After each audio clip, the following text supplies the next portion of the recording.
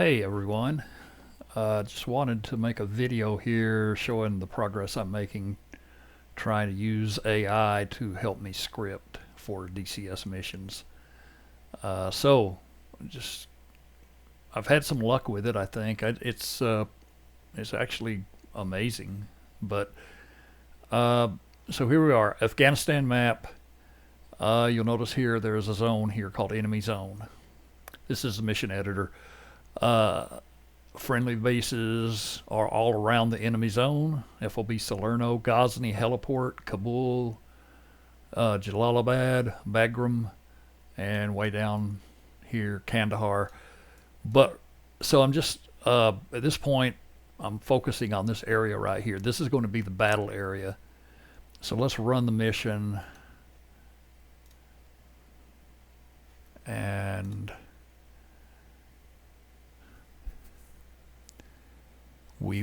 I'll try to show you what's happening. All right, I'm going to spawn into a. Well, first let me just go in as a spectator, and let's look at the map. So you're going to see some stuff spawn in here. All right, these are randomly spawned enemy threats. SA-11, SA-9. So the script that does this, you can easily change the number of threats that it will spawn in. So if you're working with a larger zone, you can crank it way up, as many as you want. Smaller zone, you can crank it down. Right now it's just spawning in 6 threats. And they're random. Every time you run through this, it's going to be a different location. Normally, there would be an air threat or two in there. I don't see one on this run through. But it's a, oh, yeah, I do see it. So this is a mistake on my part. I was testing in this area earlier, and I've not changed the airfield. That airfield's still included. So right there's MiG-29s spawning in at Tarancot.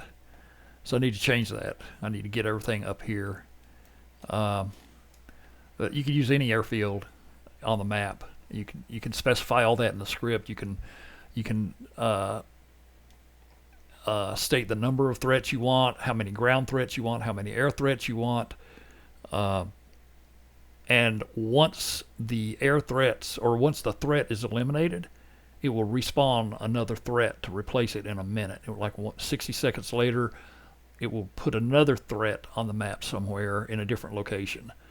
So right now, there's like no way to beat it, probably, because every time you kill something, it's going to replace what you just killed with something else. So, but this is testing, and I think I can come up with like an ending scenario that, would be able to allow you to eventually take over that area, whatever. So that's the dynamic spawn thing that I've got going. So let's look at some of the other stuff. Let me go in as a Huey sitting at Ghazni. All right. Now we're going to see some stuff up here.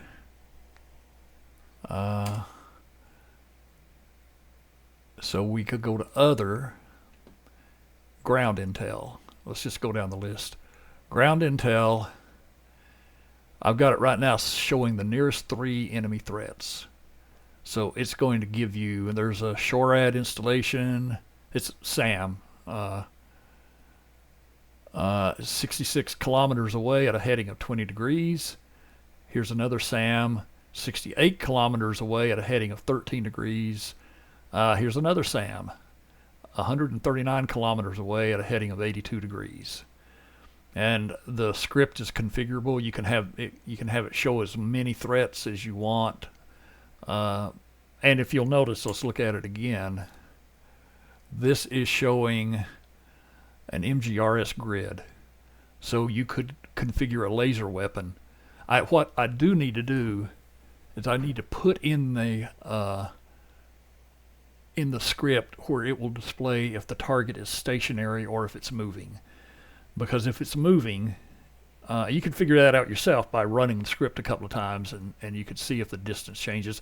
But if you know it's stationary, if it's a stationary installation, like a SAM just sitting there, you could configure a laser guided bomb for it from this information. Let's go back to other. So that was the ground intel, air intel. So there's that MiG-29 that's way off in the other area. And here's Su-25. So this is also configurable. It will put in, you can have it put in as many air threats as you want, or as few, or just have the air threats completely disabled. You can have it put in high threats, very dangerous aircraft, MiG-29s, fighters, interceptors. You could have it very easily. You could crank this thing up where you would not be able to fly 10 miles without getting shot out of the air.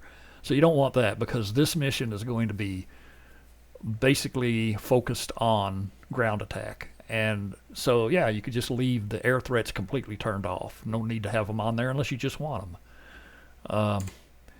So here is another thing we got. So we've looked at ground intel, air intel. I've got this RTB, return to base navigation info. So this is actually sort of incorrect right now. My departure airfield is not available because I'm sitting at it. If I was in the air, and it says spawned airborne, I didn't spawn airborne. I just spawned in at the field. I've tested that in the air, and it does show correctly. It will show basically the airfield you took off from, the heading to it, and the bearing or the distance to it. So you can return to base that way really easily.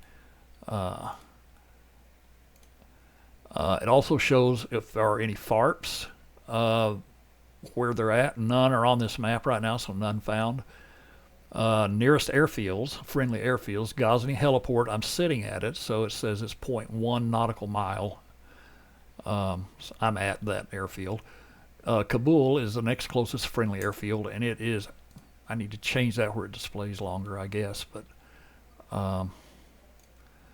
Kabul is a heading of 62 degrees, 75 miles away.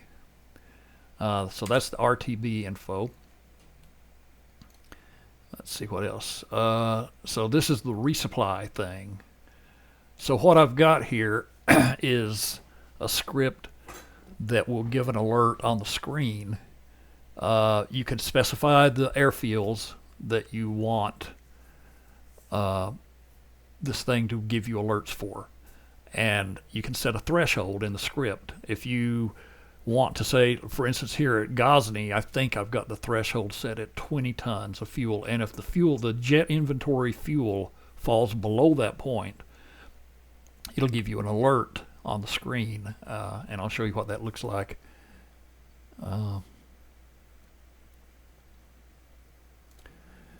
Resupply mission status. Ghazni Heliport has an unclaimed resupply mission. It has 10 tons of fuel. Resupply is needed. Kabul and Kandahar are both set to unlimited fuel, so you see it just says 1,000 tons. That's unlimited fuel. So if you want to, what you'll see is you'll see this pop up on the screen when the fuel amount at one of the specified airfields falls below the threshold that you've set. You'll get this alert on the screen, and it will tell you, hey, somebody needs to resupply this airfield. If you want to do that, you can go here in this menu and you can accept a mission. Ghazni Heliport is available to accept, and then this message will pop up. And these messages are for the whole Blue Coalition, so everybody knows what's going on. Ghazni Heliport, a pilot has accepted this mission. And then you can go back into the menu to view more details about it if you want to. View mission status, and here is Ghazni Heliport resupply mission has been claimed by Ghazni Huey 1. That's me. That's the aircraft I'm in. And it would be better, probably, maybe more fun, if this was giving the pilot's name, actual handle in the mission, instead of the name of the aircraft. And that could be done, but it's going to be a little bit harder, and I don't know that it's worth it.